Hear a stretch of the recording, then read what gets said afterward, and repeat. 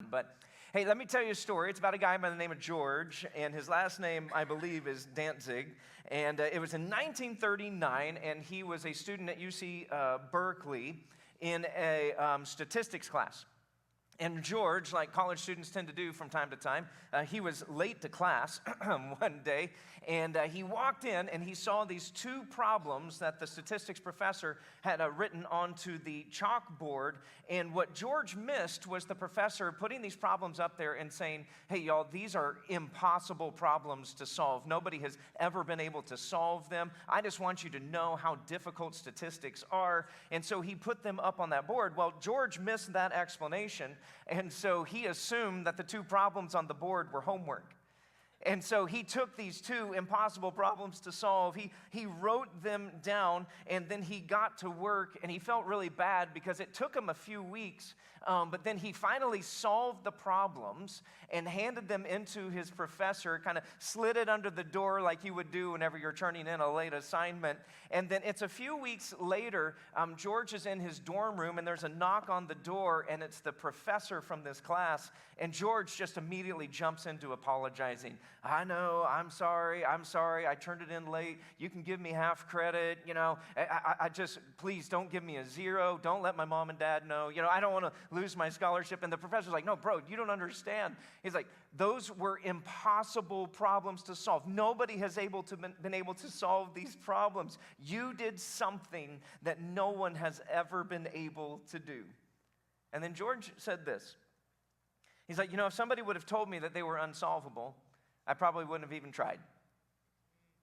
Probably just would have left them there, not even jump into them. But that one moment, just because George was late to class one day, just because he didn't know it was something that couldn't be done, it actually launched a career that shaped everything from military strategy to airline logistics and computer science. He really did alter the course of our nation because he didn't know that something was impossible to do. You know what, friends? I think we make way too many assumptions about what is and what is not possible. And so what happens is, for some of us, after enough waiting, after enough disappointment, we get to this place to where we just believe that change is impossible. Things are never going to be different. And that's where we find a guy here in John chapter 5. He's been stuck for 38 years, and then Jesus walks in. But this is a guy who believes that healing is out of his reach. He believes that he is stuck where he is, and he is never going to leave this place ever in his life. So we're going to jump into John chapter 5, verse 1. We are looking at miracles of Jesus as we launch into Easter next week. This is an incredible miracle here, and let's just see what John tells us. Start here in verse 1. It says, afterward, Jesus returned to Jerusalem for one of the Jewish holy days. Inside the city, near the sheep gate, was the pool of Bethesda with 5 covered porches, and crowds of sick people, blind, lame, or paralyzed, lay on the porches. Now, archaeologists have actually found what they believe to be the pool of Bethesda. So if you went over to Jerusalem, I think we got a picture of it here, you could actually see the remains of this place. This is a massive complex. We're talking about a pool that is 20 feet deep. So it's a little bit deeper than that above ground pool that you got. It's a little bit deeper than that. It's the size of a football field. So massive complex, huge, 5 colonnades over it, providing shade so that if you're laying out there on a mat in the Middle Eastern sun in the middle of the day, you're not getting a sunburn to just add insult to injury. And so there's this great big pool. And what would happen every once in a while is that the water would begin to stir. Now, what we know now is that was most likely because of the intermittent springs that were feeding into this pool. But in this time, in this man's day, in the first century, there was this superstition that had grown up around the stirring of the waters, and people began to believe that it meant that angels were stirring the pool.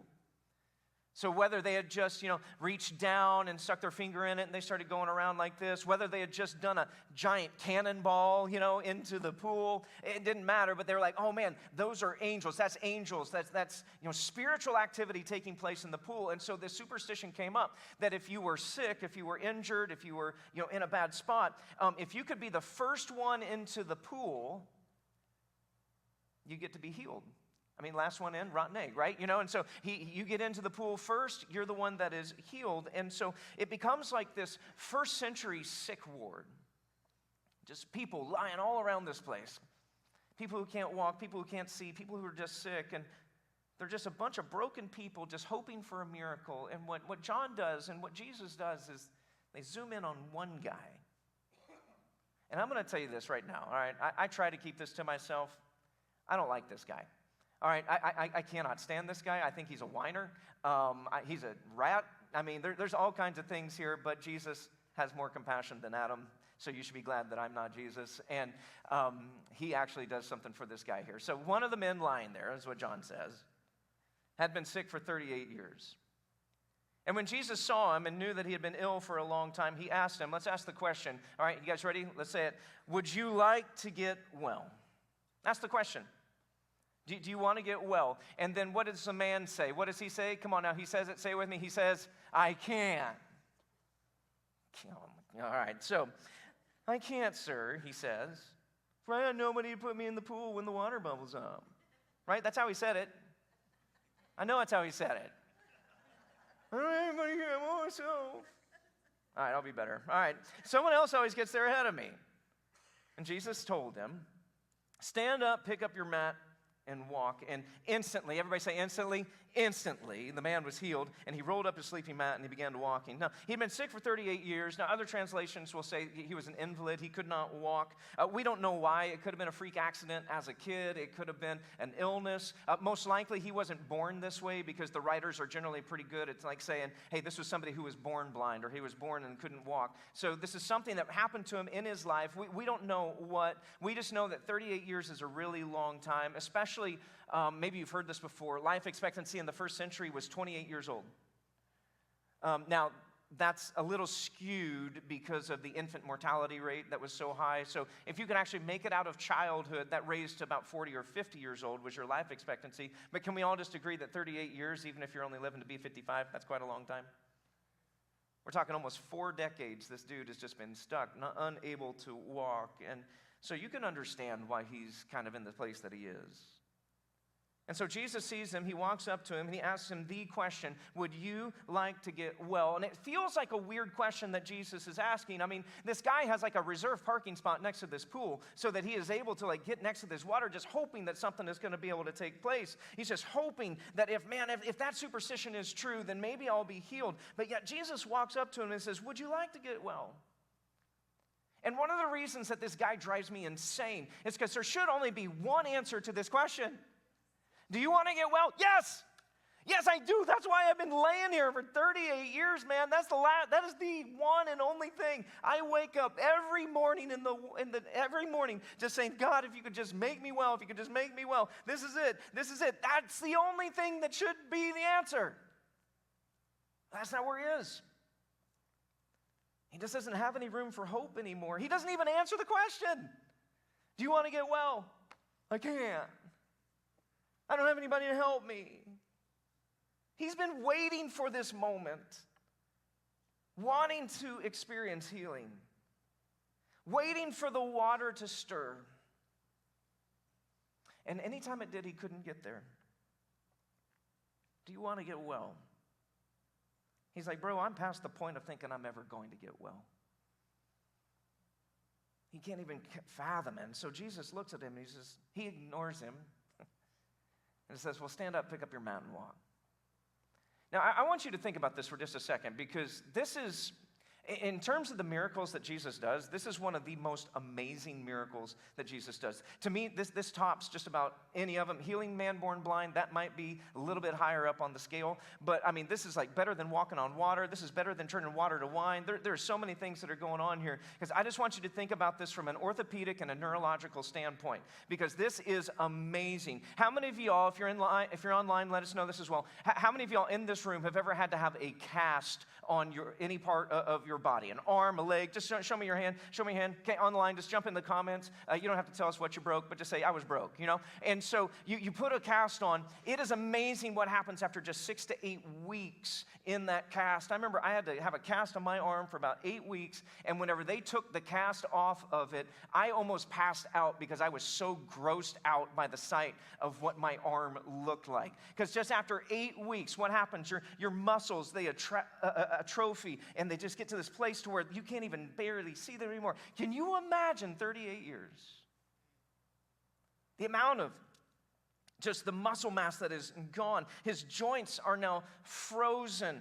His bones have been weakened because he's not standing on them. His tendons have shortened. Even his circulatory system would be impaired to the point where whenever he stood up, the rush of blood that would just go to his legs probably could have caused him to pass out.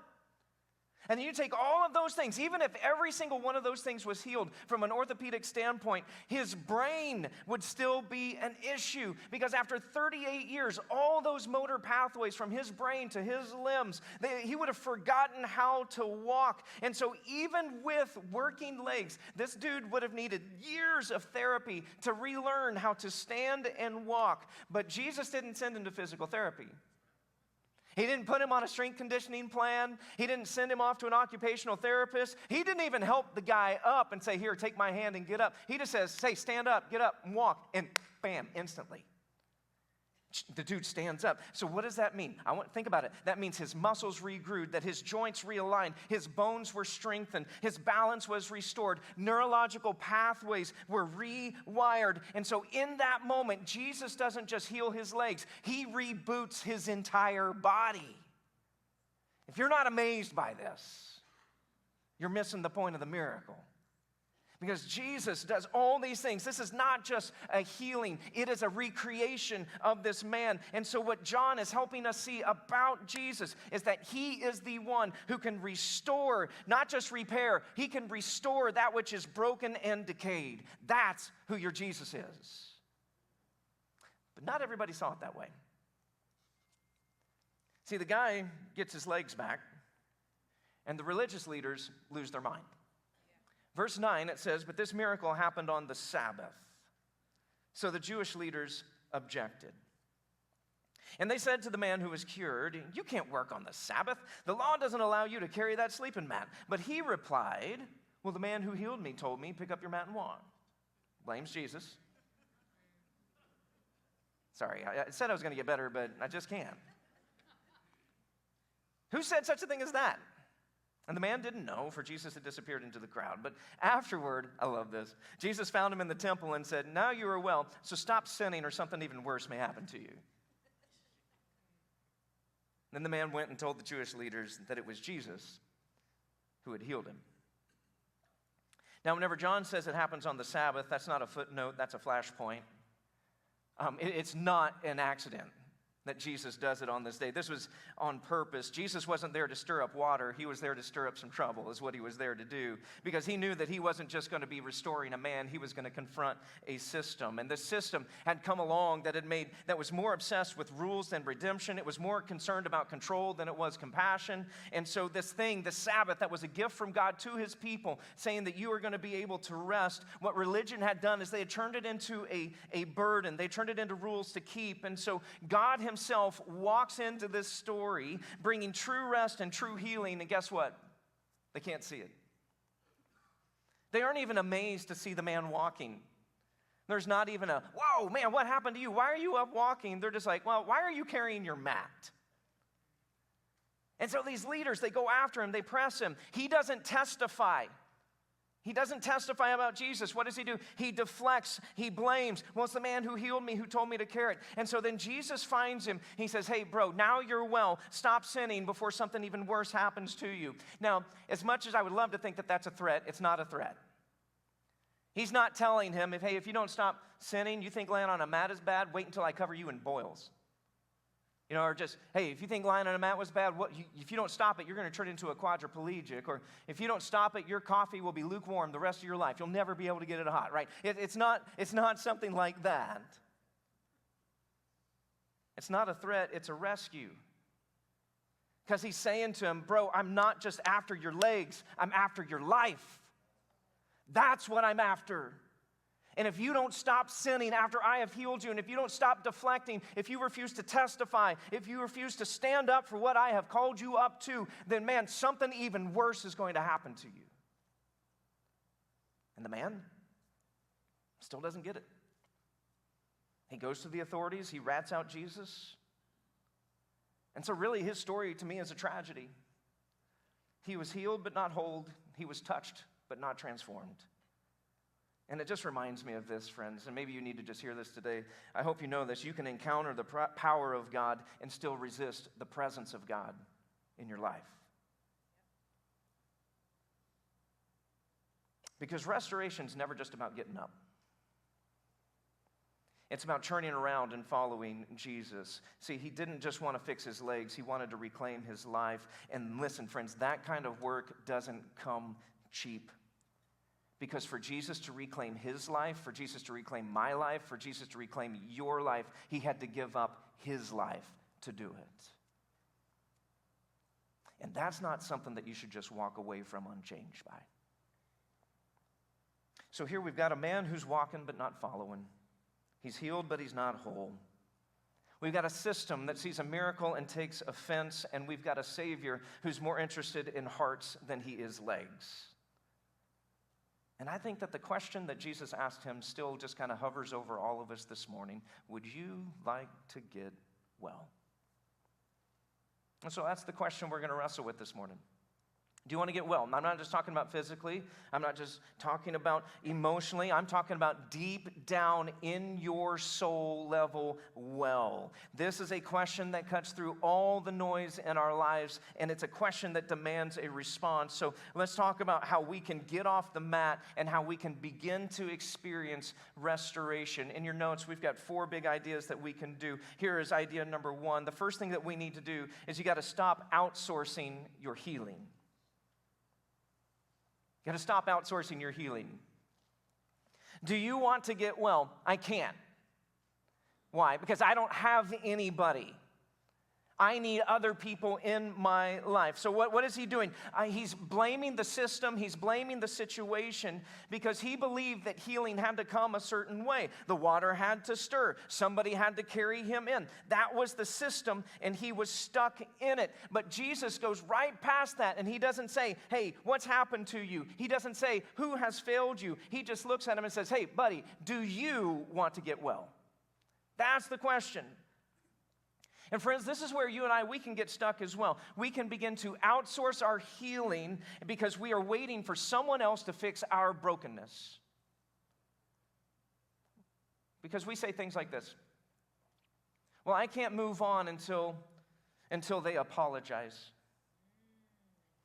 I'll be able to move on once they actually come to me and they apologize. Then I'll be able to do it. I'll change whenever I find the right mentor, if I can just find the right teacher, if I could just find the right church, if I could just find the right therapist, if I could just find the right counselor, well, then I would be able to change. Or, you know what, if only I had been brought up different, if my parents loved me better, or if I had different wiring, a different type of personality, if I hadn't experienced all that trauma, if I had all those kind of things, then I'd be able to change. But friend, I want you to hear me today. If you want change in your life, that means you have to make changes in your life. You cannot outsource your healing to somebody else. And you will always stay stuck on your mat if you believe that your healing is going to depend on somebody else's actions.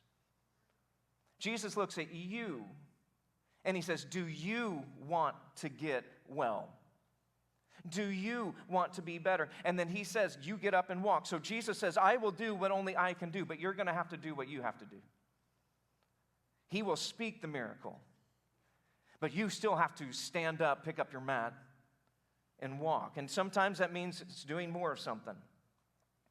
Sometimes that can mean doing less of something. Sometimes it could just mean doing something different. Like maybe you're in a spiritual slump. Well, maybe you need to start a gratitude journal. Maybe you need to serve. Maybe you need to spend some time fasting. Here's an idea. Maybe you could go to church more than once a month. I don't know. Maybe your marriage is cold, and so maybe I'm going to text my spouse daily something kind. I'm going to start flirting with her again. I'm going to go on a real date where they have not paper napkins, but like cloth napkins. That's what I'm going to do. We're going to go there. We're going to pray together. Maybe you're a student. You're experiencing tension with your parents. Well, maybe what you can do is start to saying thank you. Maybe you can serve without being asked. Maybe you can say, I want to stay home one night and just be present with my parents and just try to work on that relationship. Maybe you feel like your kids are distant. Well, maybe it's because you're saying no to everything. Just say yes to something. Play a game. Take them out. Stop waiting for someone else. Stop waiting for your circumstances to change, because Jesus says, do you want to get well? Get up and walk. Stop outsourcing your healing. Here's the second thing. Don't confuse time with hope.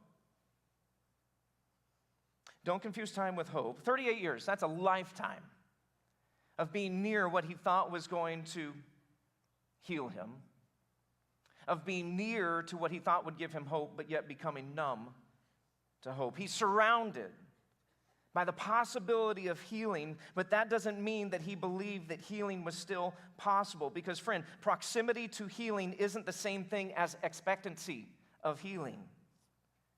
Because let's be honest, right? I mean, you can be in church for decades, you can be around truth, around worship, around Jesus, but if you've stopped believing that it's for you, you'll stay stuck. I mean, you may still show up, you may still sing, you may still participate, you may still take communion, you may still do any of those things, but deep down, you've settled down into your mat. Because you've stopped expecting a breakthrough. You've stopped believing that your story could change. You've started calling your mat your home, and you've just kind of you're just living in this place. We've got this phrase that we love to say. It's like, time heals all wounds, right? That's not always true, is it? Because if we don't do the hard work of heart work, we'll keep hoping that just time is going to take care of it. But friend, time will never heal what you're not willing to face. Only Jesus can heal that. And sometimes the only thing that time does is it causes us to sink deeper and deeper into our mat. It's almost like one of those memory foam mattresses that we get, right? And, after a couple of years on that memory foam, it's got a great memory, and you just kind of roll right down into that hole. And that's kind of what time does for us. So the longer that we wait, the more that we settle. The more that we settle, the harder it is to hope. And before long, we start feeling at home stuck on a mat. Time doesn't always produce faith, friends. Sometimes the longer you wait, the harder it is to hope. And that's where this guy is. And that might be where some of us are today. Because you used to believe, you used to pray, but now you've just resigned. And you don't even expect to hear the question anymore. But here's the truth. Even if it's been 38 years, Jesus can still speak life into your story. Because hope isn't about timelines. It's about trust. So, man, if I could do anything for you today, I would say, man, start hoping today. Let's start hoping again. You keep praying that prayer that you've given up on. You open that Bible that you have closed. You ask for help one more time. You start that journal. You show up to your group. You take that one small, hopeful step today. And even if nothing changes, don't confuse delay with denial. Because just because it hasn't happened yet doesn't mean that it won't. Because Jesus isn't waiting for just the perfect circumstances or any of those things. He's just saying to you, do you want to get well? Do you want to get well? And if you're still breathing, he's still asking. Here's the third thing I would say today. You are not your mat. You're not your mat. This man's identity had become tied to his condition. His brokenness had become his name tag. And listen, we live in a culture today that is what we do. And so we have taken all the things that are broken about us and we say, this is who I am. This is my anxiety. This is my trauma. This is my addiction. This is my disorder. This is who I am. And we have this whole language built in our culture, just kind of built around our brokenness. And friends, I want you to hear me. I believe that honesty is good, but I also believe that identity is sacred.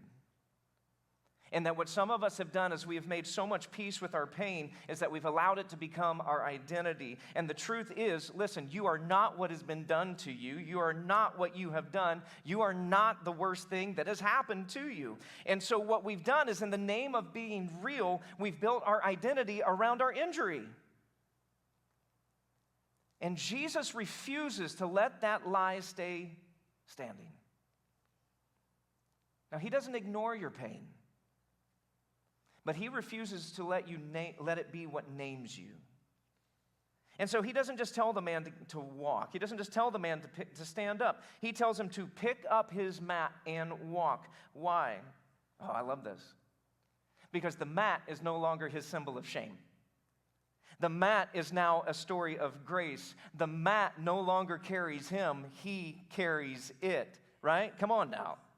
Because what once defined your weakness can now declare God's power. Your mat is no longer your identity. It is your testimony. That is what it is. So you pick it up. You own your story, but you let Jesus rewrite the ending and say, this is not my identity. This is my testimony. This is who I was. This is who I am now. Because praise God, Jesus said to me, do you want to get well? And I said, you know it. You're not your mat. And then the last thing I would remind you of is this, is don't waste your healing. Whenever Jesus asks you, do you want to get well? And you're like, yes, I do, and he makes you well, don't waste it. That's the saddest part of the story, isn't it? He never follows Jesus. He just kind of disappears into the crowd. He rats Jesus out. He misses the point of everything. And he doesn't understand that Jesus didn't want him off the mat. He wanted his heart. But friends, I need you to understand this. Whenever it comes to restoration, restoration always demands a response. It always demands a response. And so if you've been healed, if you have been saved, if you've been changed, if you've been brought out of pain, any of these things, we do not want to be people. We do not want to be a church who walks away with restored legs and unchanged hearts. That's not who we want to be. We want to be people who are able to say, I know where I was stuck. I know where I was. I know what Jesus has done. But I am not going to waste this healing. I'm going to pick up my mat. I'm going to testify about what Jesus has done. And I'm not going back to who I was before. Don't waste the healing. Don't waste it. Don't go back to it. I love the story of Christine Kane. I don't know if you're familiar with her or not. She is a Christian author, speaker, and her story is quite something. She was abused for 12 years as a child. She didn't even have a name on her birth certificate until she was 5 years old. So literally, she was unnamed, unwanted, and she was deeply wounded. And she would say that for years in her life, she dealt with shame and secrecy, and it just kept her silent. But as she met Jesus, and as Jesus began to heal her, not just her pain, he began to heal her identity. And she decided that out of that, she was going to let her pain lead her to do something. And now she leads A21, which is one of the largest anti-human trafficking organizations in the world. And she has this incredible line. This is what she said. She says, God doesn't ask what happened to you before deciding whether he can use you. He says, give it to me, and I'll redeem it. And so what happened for Christine and what can happen for you, what has happened for me, is your deepest wound can become your greatest weapon. Because your past is not your disqualifier. It's your microphone. So speak loudly of the healing that Jesus has done for you. Because the bottom line is this, is that Jesus will do the miracle. But you still have to stand up. He will do what only he can do, but there is still a part to where we've got to stand up. And so the challenge this week is this, is what's your mat? Let's identify it. What's the mat? Where have I been waiting instead of responding? Where have I confused time with hope? Where have I let pain define me? You name it, you bring it to him, and then you stand up and you walk. You start serving, you reach out, you invite your one, you start seeking help, you forgive, you make a move. What's your mat? Pick it up and walk. And maybe you're here this morning, or maybe you're watching online today, and maybe you're kind of like this guy at the pool because you're somebody who has been close to healing, you've been close to hope, but you still haven't moved. And it's not because you're against Jesus. You actually believe in him. You're around him. You've heard the gospel. You felt the Spirit's tug on your heart. But yet for some reason, you're still lying there on the mat. And maybe, just like the guy in this story, you're not even sure why. Maybe you've been thinking about surrendering. You've been thinking about baptism. Maybe you've even sat through Start Here. You've heard all the messages, but there's just something in you that is still hesitating. You don't even know what the holdup is. And so let me just speak to that moment for just a second. Sometimes the holdup isn't logic. It's not a lack of knowledge. Sometimes it's fear. Sometimes it's pride. Sometimes it's control. Sometimes it's shame. Sometimes it's the quiet lie. Well, maybe this just isn't for me. But Jesus is still asking you, do you want to get well? He's not asking you just to hear the gospel. He's not asking you to just be around faith, but to fully step into a life that has been healed, forgiven, and made new. And so, if that's you, maybe today is the day for you to say, I'm done waiting. I'm ready to stand up and walk. I'm ready to follow. And if that's you, if you're online, if you're in the room, man, we would love to walk with you, to pray with you, get you scheduled for baptism today. Because Jesus has already spoken the miracle. Now it's your turn to stand. So take that step today. Visit the website that's on the screen. Grab the welcome home card or your connection card and say, I'm ready to begin my relationship with Jesus, to pick up my mat and walk. So, Father, this morning, we ask that we would hear your voice in us to yourself, to pick up our mat and to walk. And to walk out not just with healed legs, but with changed hearts. And we pray that in Jesus' name. Amen.